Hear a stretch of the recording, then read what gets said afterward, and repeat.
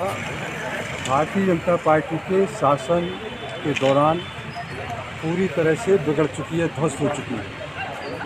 हम सभी लोग एसपी साहब से ज़िले की कानून व्यवस्था के संबंध में मिलने के लिए आए थे और विशेष करके सोनागढ़ थाने में जो फर्जी रिपोर्टें हो रही हैं उसके बारे में, बसई थाने में जो फर्जी रिपोर्टें हो रही हैं उसके संबंध में विशेष रूप से उनके संज्ञान में लाने के लिए आए थे। इसके बावजूद भी यदि पुलिस प्रशासन भारतीय जनता पार्टी के राजनीतिक हस्तक्षेप के कारण सुधार नहीं कर पाता है तो हम लोग इसमें फिर लोकतांत्रिक तरीके से आगे कदम बढ़ाएंगे। देखने में ये भी आया कि और भी अन्य भी शिकायत हैं, कुछ राजनीतिक प्रतिशोध जैसी कार्रवाइयाँ हो रही हैं क्या पुलिस के जरिए? प्रतिशोधात्मक कार्रवाइयाँ निश्चित रूप से दुश्मनी के आधार पर कराई जा रही हैं। पूर्व गृह मंत्री जी इसमें विशेष सूची ले रहे हैं और हम लोग, जैसा मैंने बताया कि इस बारे में एसपी साहब से मिले हैं, इसके बाद आईजी से मिलेंगे, इसके बाद डीजीपी से मिलेंगे और ज़िले में कानून व्यवस्था को लेकर एक बड़ा आंदोलन करेंगे। बसई थाने को भी लेकर भी पार्टी के और कांग्रेस के बीच में चुनाव हुआ विधानसभा का, इसमें पराजित प्रत्याशी पूर्व गृह मंत्री नरोत्तम मिश्रा ने दुश्मनी का भाव कांग्रेस के कार्यकर्ताओं से रख लिया। पहले से रख रहे थे आम जनता के साथ, कांग्रेस के कार्यकर्ताओं से विशेष रूप से भाजपा के लोगों से भी था जो उनकी बात नहीं मानते थे।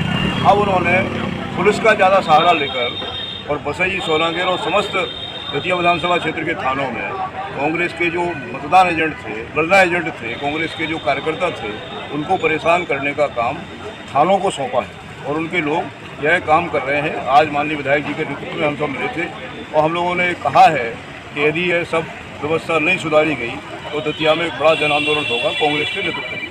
बसई थाने की भी शिकायत की है आपने, क्या है उसका? बसई थाने में हमारे कार्यकर्ता हैं उर्दना के हरचरण लोटी, उनका खेत है माता टीला जो डैम था उसमें डूब में बहुत सारी ज़मीन आई है, उस ज़मीन को पट्टे पर दिया जाता है। वो उनका खेत है जिसमें फसल लहला रही थी।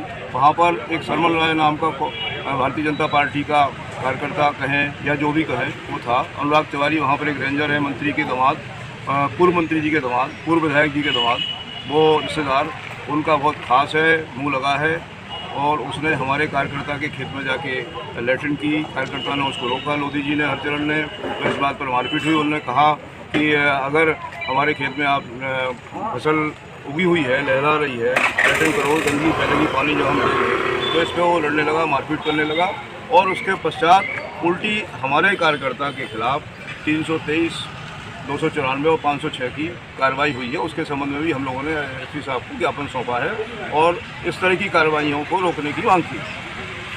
अब ये जय वीरू की जोड़ी भूमा अभियान का खात्मा कब करेगी, कैसे करेगी? जब उनके सरदार का खात्मा हो गया तो अपने आप हट जाएगी।